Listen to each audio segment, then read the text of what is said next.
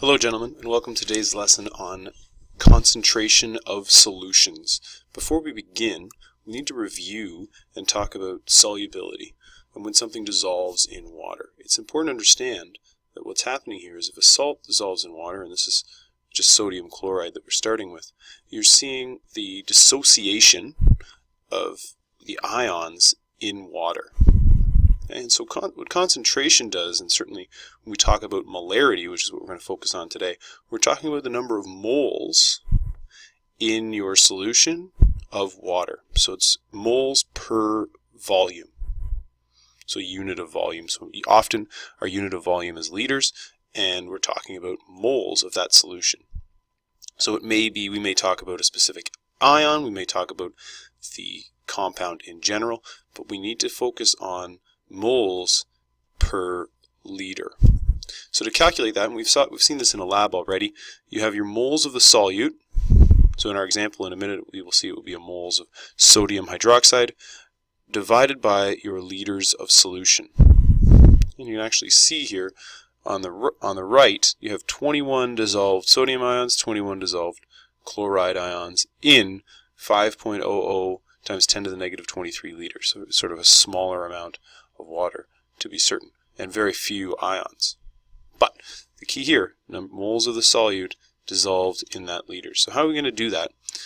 You see many examples like this. We have calculate the molarity of a solution prepared by dissolving 11.5 grams of solid sodium hydroxide in enough water to make a 1.50 liters of solution.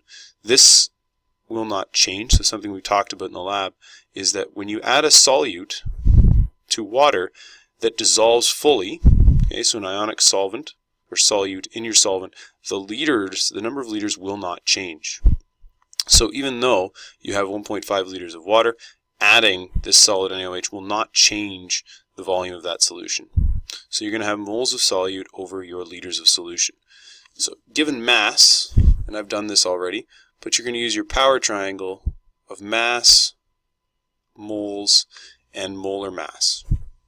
Okay, so you would plug in the 11.5 grams into this formula. Gives you the 11.5 grams over 40.01 grams per mole. Provides you with the 0.287 moles. And I'm going to carry 3 decimal places because that's the number of significant digits in my questions. 2.87 moles of sodium hydroxide. So now for my molarity, and I'm going to use cm to show molarity. Our unit can be large M or moles per liter. We're going to use small n for moles and V for volume. And all I'm going to do now is plug it in. So I plug in my 0.287 moles over 1.50 liters. There's no canceling here, so my unit is going to end up being moles per liter, which is correct from up here. And we find that we have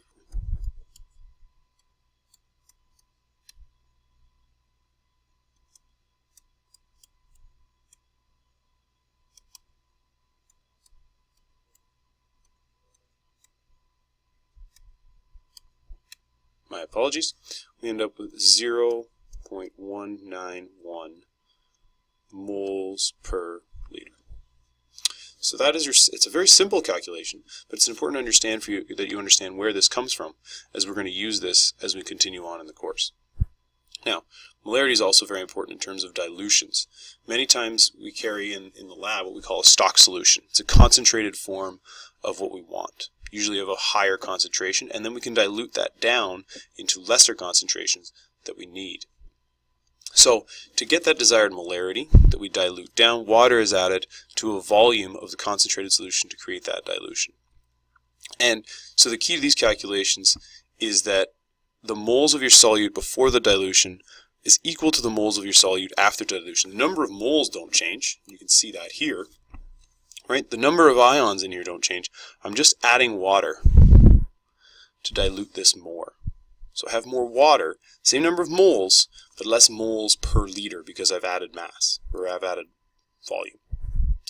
So to calculate that, we just use C1V1 equals C2V2. So your initial concentration multiplied by your initial volume will equal your final concentration multiplied by your final volume.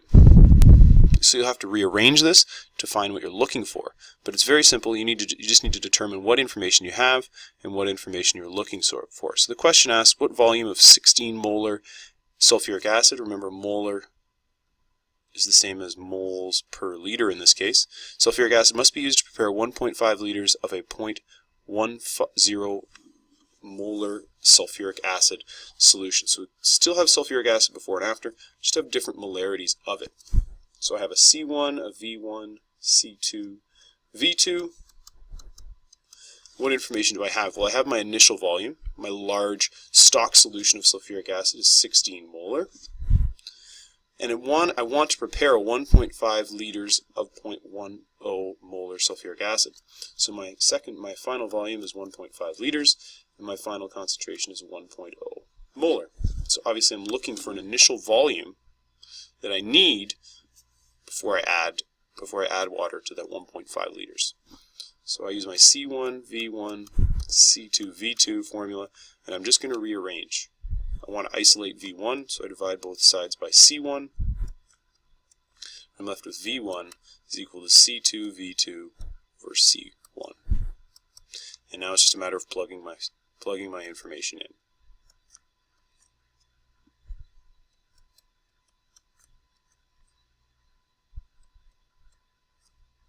My molars and my molar count cancels out, leaving me with liters as my unit. Hopefully I can calculate this better using my calculator.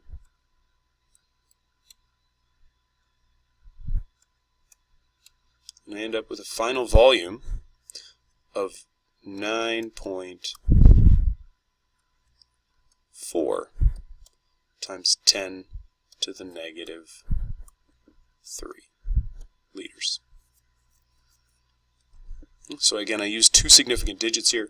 My least number of significant digits in my question is 2, so that's the precision that I must carry to my final answer. That's dilutions.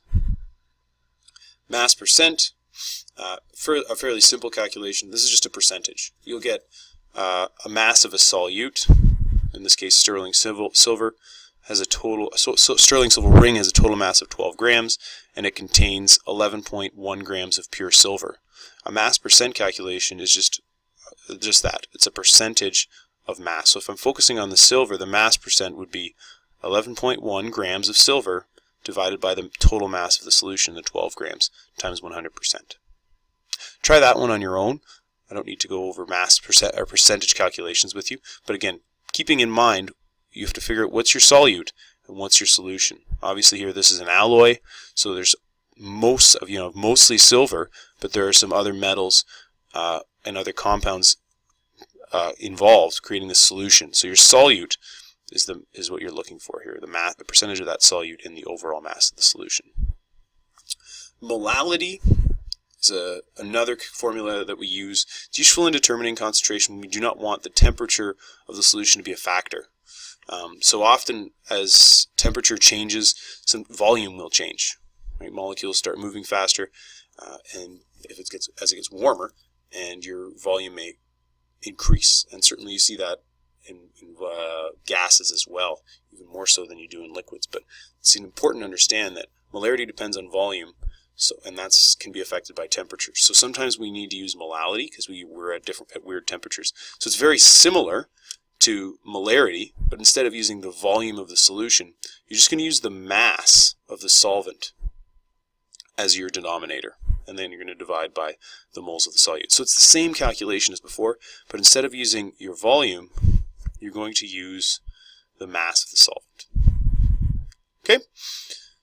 We'll take some of this stuff up in class, but I'd like you to try each of those last two examples, and we'll get some more work done in class. Thank you, gentlemen.